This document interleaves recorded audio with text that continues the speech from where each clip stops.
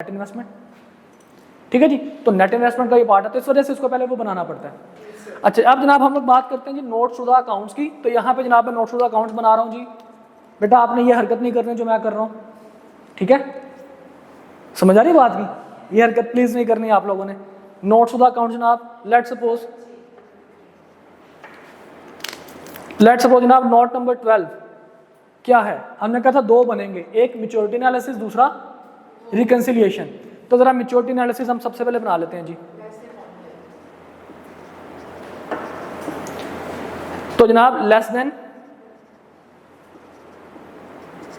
1 year या with in 1 year कितना हमने पे करना है जी अगले साल में? 8,60,000 हमने रिसीव हमें होगा 8,60,000। उसके बाद जनाब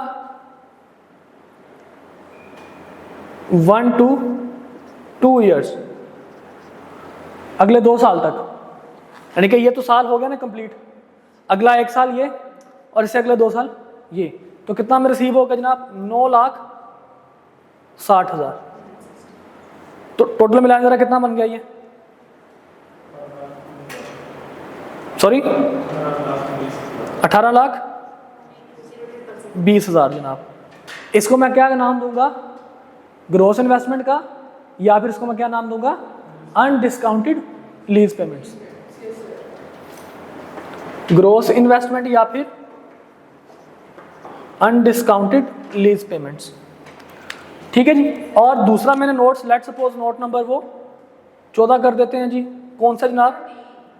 कोई बात नहीं, ये अब नोट नंबर अपना ही आइटम्स की हो, कोई मसला एक से ज्यादा आइटम्स की हो, तो उसको आपको फाइनेंशियल स्टेटमेंट्स करते हैं कभी based on the fair actual market. Financial statements उन उसमें प्रोडक्ट्स नोट्स की अकाउंट्स फेयर मार्केट वैल्यू वो हर चीज के ऊपर नोट्स होते हैं, तो वो मिक्स होते हैं सारे के सारे, तो डोंट बी वरीड, ठीक है।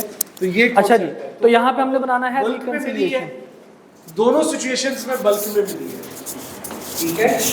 जो दूसरा रिकंसिलिएशन में जनाब यहाँ पे एक चीज आएगी क्या?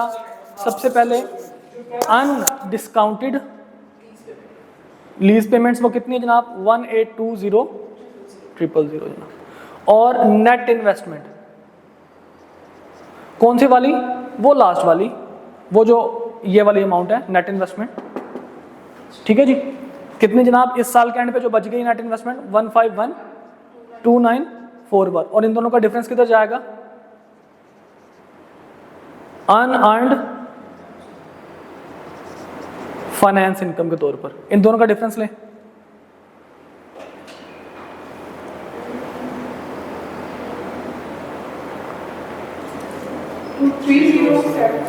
$30,705 ले जनाब, रिक्वायरमेंट्स पूरी लिख सकते हैं मतलब, लेकिन ज़रूरी नहीं है ऐसा, लिख सकते हैं क्योंकि नोट्स में आपने उसको सबसे पहले बताना है। उसने कहा जी आपने ये नहीं बताना, उसने ब्रैकेट में लिखा हुआ है, ओके।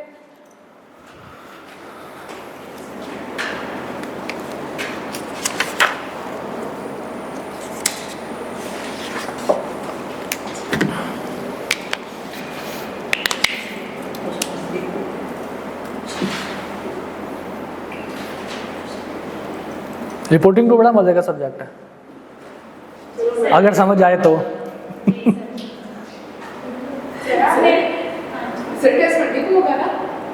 हाँ मंडे को होगा इंशाल्लाह। ये इस दफ़ा मैं आपको सारा कंप्लीट करवा दूंगा ना, फिक्र ना करें। लेसी का तो हो चुका है ना।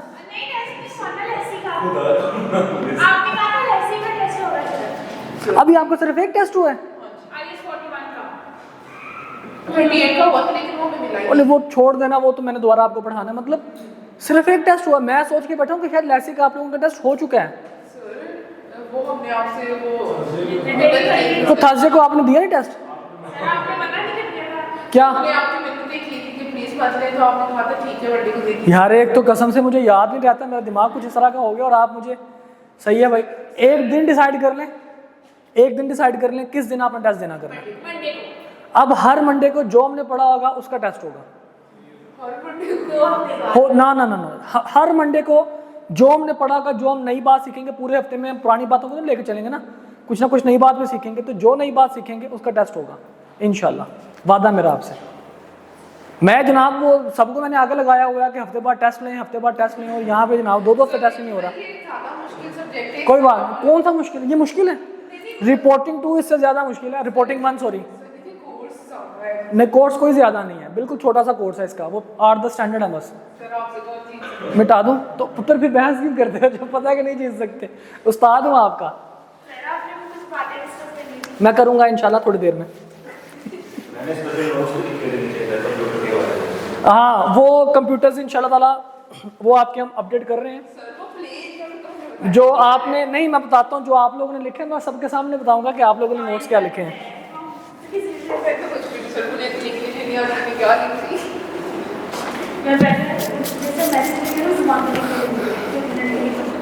उस जुबान को क्या कहते हैं? हाँ नहीं सही होगा, सही सही बोल रही थी। हाँ क्या कहते हैं? सिर्फ रोमन नहीं कहते, रोमन के आगे कुछ और भी कहते हैं। रोमन तो बहुत सारे होती है, रोमन काउंटिंग होती थी जो हम पढ़ते थे। रोमन इंग्लिश कहते हैं उसको। वो जो आप लैंग्वेज लिखते हैं ना टेक्स्ट की, आप क्या कर रहे हैं,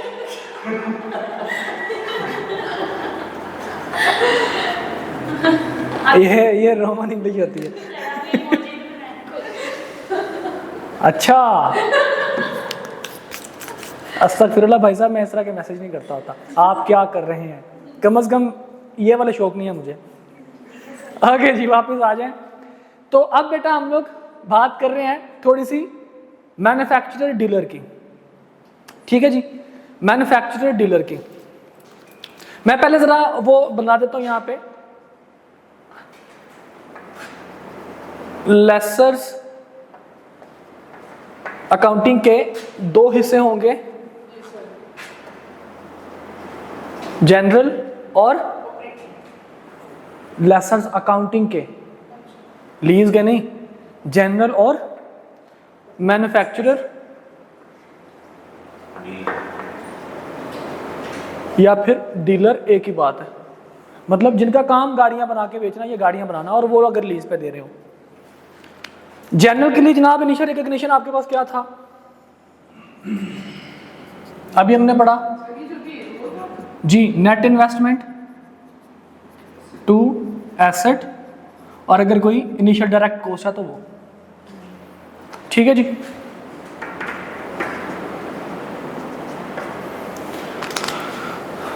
मैन्युफैक्चरर के लिए जनाब आपके पास, क्योंकि मैन्युफैक्चरर की वो इन्वेंट्री भी होगी जो लीज पे दे रहा है, अपनी ही गाड़ी को लीज पे देगा, तो जब इन्वेंट्री जाती है, जब चीज़ बिकती है, तो हम क्या एंट्री पास करते हैं, कॉस्ट ऑफ सेल डेबिट करते हैं, और इन्वेंट्री को हम लोग क्या करते हैं, क्रेडिट करते हैं, ठीक है जी। अब कहते हैं जी इन्वेंट्री को आपने क्रेडिट करना, कॉस्ट ऑफ सेल को आपने डेबिट करना, और एक चीज़ जो दरमियान में आपने कहा था ना एसेट निकल रहा है, तो एसेट आपका एसेट में जा रहा है, इस दफ़ा आपका एसेट, आप इसको सेलिंग प्राइस या सेल्स कंसिडर करेंगे, रेवेन्यू आप इसको कंसिडर करेंगे, ओके, आप इसको क्या कंसिडर करेंगे, रेवेन्यू। किस चीज़ को, बिल्कुल ठीक है। तो गाड़ी उसने बेच दी है, बेच देगा ना, बेच दी है उसने गाड़ी, जब वो बेचेगा तो फिर हम उसको देख लेंगे उस टाइम पे, ओके। अभी हम क्या बात कर रहे हैं ना, एंट्री हम लोग पास करने जा रहे हैं, कौन सी, क्या हुआ, अच्छा हम क्या एंट्री जनाब पास करेंगे, सबसे पहले नेट इन्वेस्टमेंट तो डेबिट होगी होगी, और इसी में हम लोग एंट्री पास करेंगे किस चीज की, कॉस्ट ऑफ सेल की, ओके। हमने कहा था जनाब जब आप एसेट दे दोगे उसको रेवेन्यू मान लोगे या सेल्स, एक ही बात है, और किसको डिवाइड क्रेडिट करोगे, इन्वेंट्री को क्रेडिट कर दोगे। अच्छा अब इसमें कहता है जी नेट इन्वेस्टमेंट तो आपको पता है कि present value of lease payments plus present value of unguaranteed residual value, लेकिन ये जो कॉस्ट ऑफ सेल है ये हकीकत में आपके पास क्या है जी, ये हकीकत में है आपके पास कॉस्ट ऑफ सेल, कैसे निकलेगी, कहता जी कॉस्ट, इसमें से माइनस करवाना है आपने present value of unguaranteed residual value, UGRV. Cost of sale कैसे निकालनी है आपने, एक तो प्रेजेंट आपके पास कॉस्ट तो आ रही है, कहते हैं जिसमें जो आपने अनग्रांटेड रेजिडुअल वैल्यू आपको मिलनी है ना, अभी मिली नहीं है, तो इस वजह से इसको क्या कर दो, उसको माइनस करवा दो, प्रेजेंट वैल्यू। क्लियर? और कहता है जी सेल्स रेवेन्यू, रेवेन्यू किस पे कंसीडर करोगे? उसने कहा जनाब दो चीजें हैं, या तो फेयर वैल्यू होगा कि जनाब इतने का आपका एसेट है, या फेयर वैल्यू होगा, या फिर दूसरी चीज जनाब present value of lease payments होंगी। कहते हैं विच एवर इज लोअर।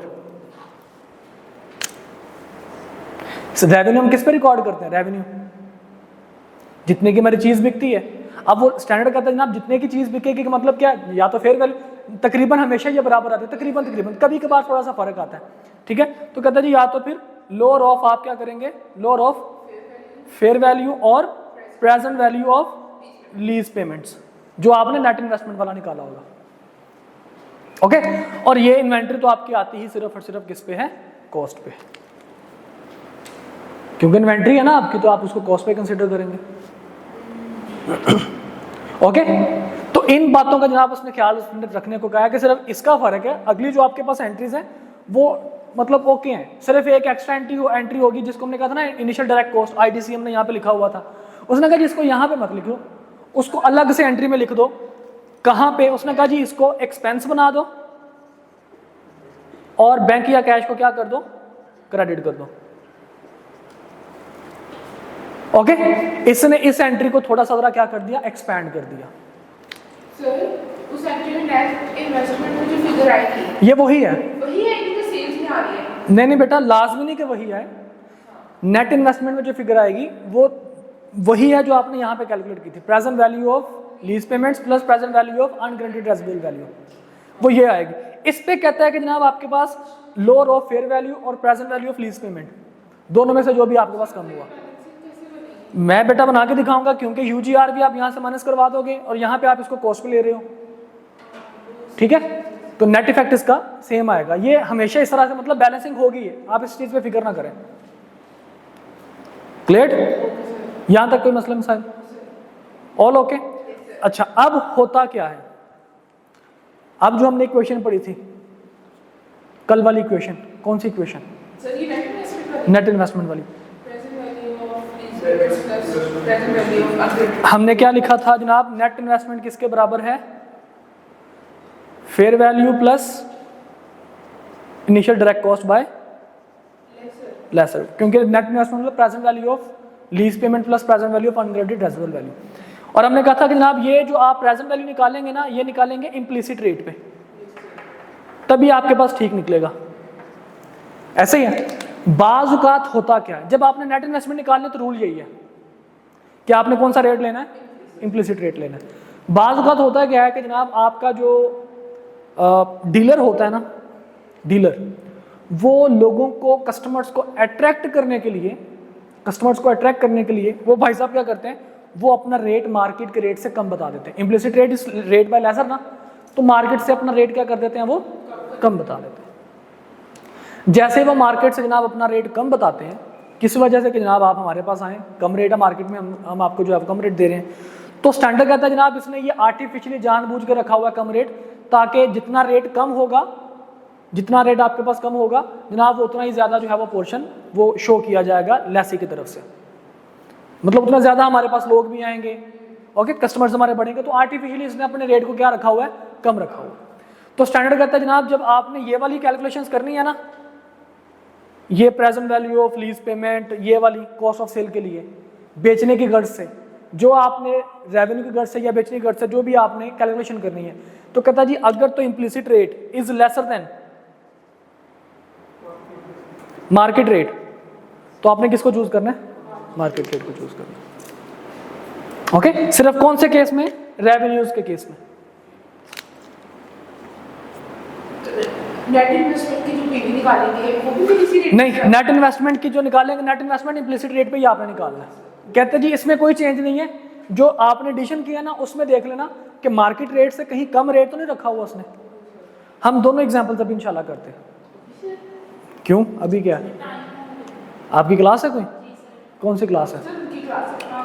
वो अभी सर नहीं आया, मैं देख रहा हूँ यहाँ पे, सर आएंगे तो फिर देखते हैं इसको। फटाफट देखिए बेटा, मुल्तान मोटर्स का जनाब, इसको मिटा दूं? अच्छा, और इसके बाद जो बाकी एंट्रीज है ना, सब्सिक्वेंट एंट्रीज, वो सेम है दोनों की, यानी कि नेट इन्वेस्टमेंट आपकी क्या होगी? डेबिट हो जाएगी और इंटरेस्ट इनकम क्रेडिट हो जाएगी। और उसके बाद जनाब बैंक डेबिट हो जाएगा, नेट इन्वेस्टमेंट क्रेडिट हो जाएगी, सेम, सिर्फ इन दोनों में 2 एंट्रीज का फर्क है बस। अच्छा अच्छा, क्वेश्चन देखिए और क्या हाल है, ठीक हो? ओके मिटा दो इसको, फटाफट देखिए बेटा क्वेश्चन। मैं इसका लंबा चौड़ा कोई जनाब वो लीज पेमेंट स्केड्यूल वगैरह नहीं बनाऊंगा, जस्ट इसकी सिंपल सी कैलकुलेशन करूंगा और मैं एंट्रीज पास कर दूंगा। छोटा सा जनाब हमने काम करना है, लीज स्केड्यूल बनाना पड़ेगा लेकिन सिर्फ इंटरेस्ट निकालने के लिए, वो जरूरी नहीं कि हम इसका इंटरेस्ट भी निकालें। एनीवेज देखिए बेटा, कहता है जी Multan motors is a car dealer. कौन है जनाब? ये डीलर। तो लीज के क्वेश्चन में आपने ख्याल रखना है कि जनरल है या डीलर है। पेज नंबर 289 पे जनाब मेरे पास एग्जाम्पल नंबर 25 है जी। Multan motors is a car dealer, तो डीलर और मैन्युफैक्चरर इसकी ये वाली एंट्री पास होगी कॉस्ट वाली। It sells car on cash and also offers a certain model for car by lease. MM sold a car on lease on 1 January 2022। The following information is relevant. Price जनाब उसने बता दी, यानी कि fair value 20 lakh रुपए, cost जनाब उसने बता दी 15 लाख रुपए, और एनुअल रेंटल जनाब उसने बता दिया, लीज टर्म 3 साल की, इम्प्लिसिट रेट उसने बता दी जनाब 10%, और अनगारंटीड रेजिडुअल वैल्यू उसने बता दी 133,100, और कहा जनाब cost incurred by MM in setting up, यानी कि इनिशियल डायरेक्ट कॉस्ट आपके पास कितनी आ गई 20, और ये किसने पे की है? मुल्तान मोटर यानी कि लेसर ने पे की है, और फिर मार्केट रेट इंटरेस्ट 10%। तो इसका मतलब आर्टिफिशियल इसने लो नहीं किया, तो हमारे लिए दोनों के दोनों क्या है? सेम है। तो फटाफट 2 कैलकुलेशन मैं करता हूँ जनाब। सबसे पहले आप नेट इन्वेस्टमेंट के लिए कैलकुलेशन करोगे कैसे? प्रेजेंट वैल्यू आपने किसकी निकालनी है जी? लीज पेमेंट कितनी है? 7 into 1 minus 1 plus 0.1 raise to power कितना जनाब? लीज टर्म है 3 साल है, माइनस 3 डिवाइड बाई 0.1, ये आपके ये आ जाएगा। और अनगारंटीड रेजिडुअल वैल्यू की भी हमारे पास कुछ अमाउंट आती है जनाब, और वो कितनी है?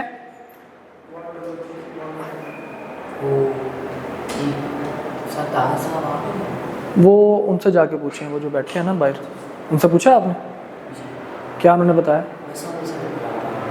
क्या नाम लिया? उन्होंने बताया कि सर ताहा यहाँ पे। बेटा उनसे जाके पूछिए, सर ताहा नहीं। बेटा थोड़ी देर तक छुट्टी होगी इस क्लास में। हाँ जी, वो बात करनी थी इसलिए क्लास में। मेरे से बात करनी थी भाई, क्लास में पढ़ा रहा हूँ, थोड़ी देर बाद आना प्लीज़। दरवाज़ा बंद कर दें प्लीज़।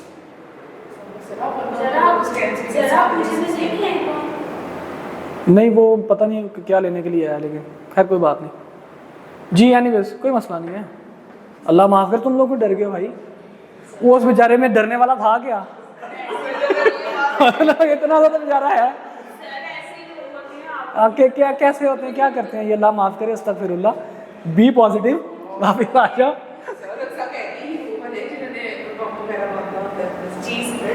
आप बड़े जनाब यहाँ पे मजहबी तकरीबात कर रहे हैं, और जनाब आप पता नहीं कितनी बड़ी गैदरिंग है, उनको दुश्मनी है कि जनाब मैं रिपोर्टिंग 2 की क्लास में जाके देखता हूँ कि वो बच्ची बैठी है तो फिर उसको बम बांध दूंगा जनाब, फोड़ दूंगा, अदरवाइज नहीं।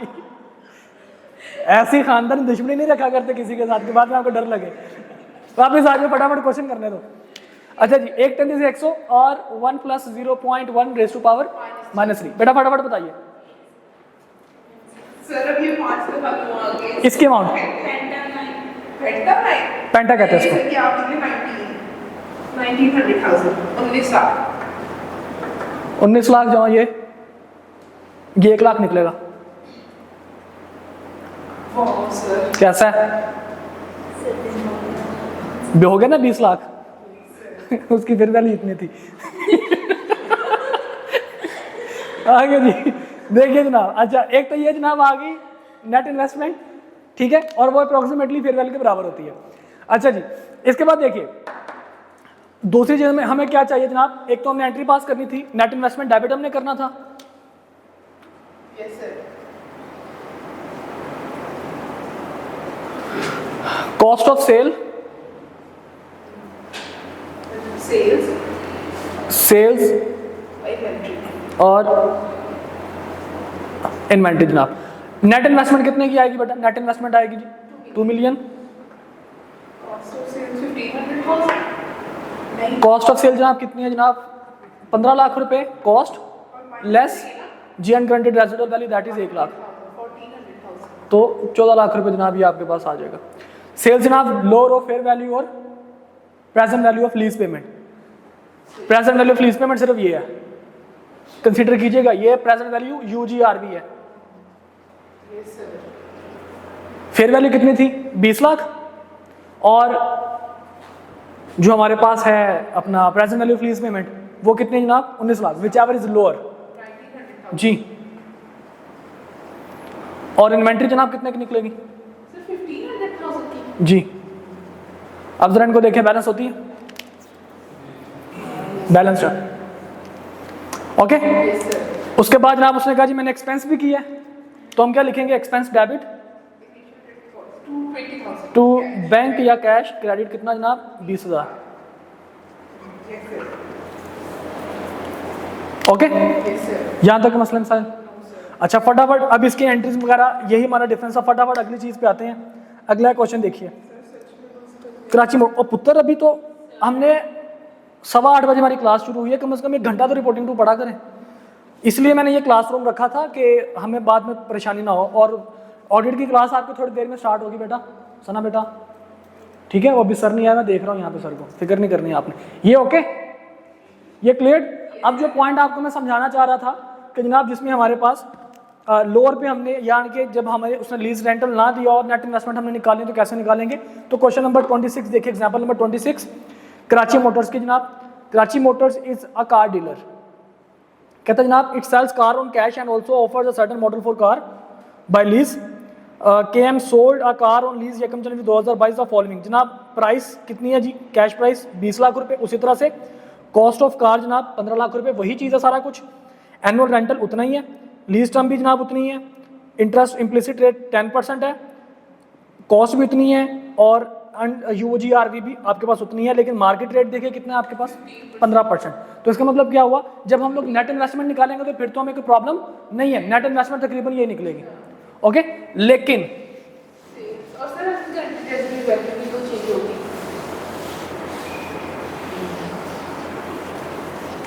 कहता जी ये तो आपके पास क्योंकि ये आने कॉस्ट पे है और ये निकलनी ही ऐसे है इम्प्लिसिट रेट पे, यस सर लेकिन अब जनाब क्योंकि मार्केट रेट ज़्यादा है और 10% इम्प्लिसिट रेट है, मतलब डीलर जो है वो आर्टिफिशियल उसने अपना रेट जो है वो कम किया हुआ है, तो हम क्या करेंगे, हम लीज पेमेंट्स भी उसी रेट पे निकालेंगे। किसके लिए, lease payments at the rate of 15%। कितना निकलेगा बेटा ये 764018 into 1 minus 1 plus 0.15 raise to power -3 divide by 0.15 और present value of lease payment और present value of UGRV at the rate of 15%, वो भी हम लोग निकाल लेंगे 133100 into 1 plus 0.15 raise to power -3। जी बेटा सर ये आएगी 174425 174425 प्लस 87515 ये कितना जी 87515 87515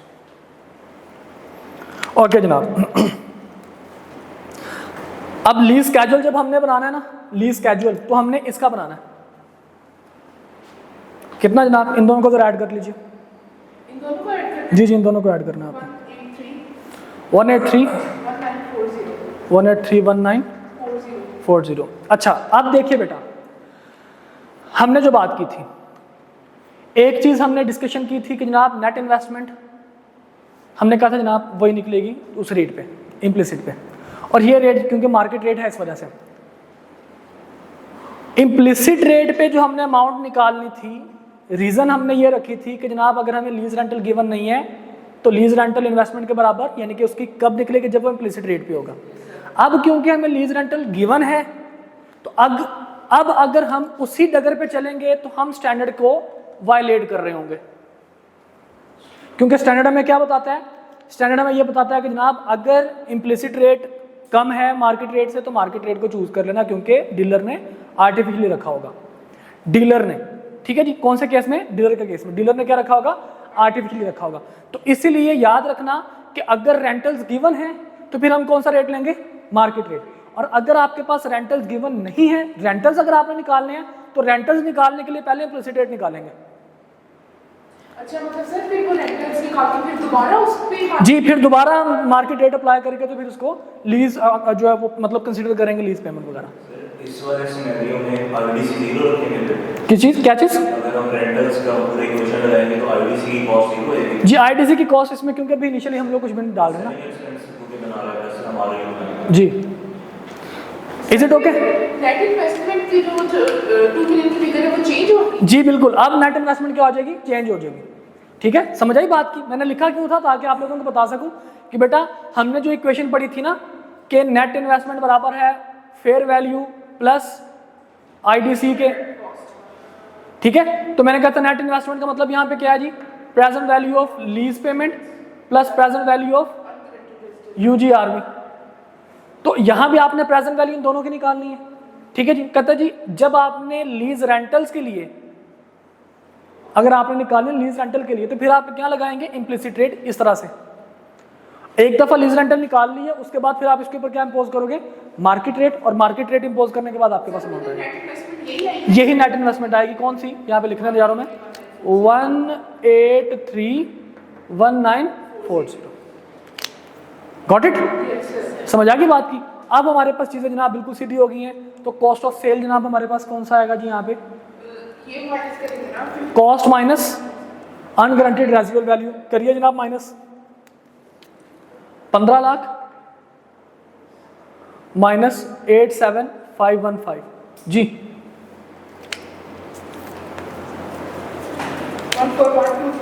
1412485 सेल जनाब, फेयर वैल्यू और present value of lease which ever is lower. तो जनाब ये आपके पास आ जाएगी 17 ठीक है, 174425। और इन्वेंट्री कितने की जाएगी जनाब, 1500,000। लें जी, ऑल ओके, बैलेंस हो गई है, कैलकुलेट कर लीजिए एक दफा। और उसी तरह से एक्सपेंस डेबिट और बैंक क्रेडिट 20,000 रुपये से।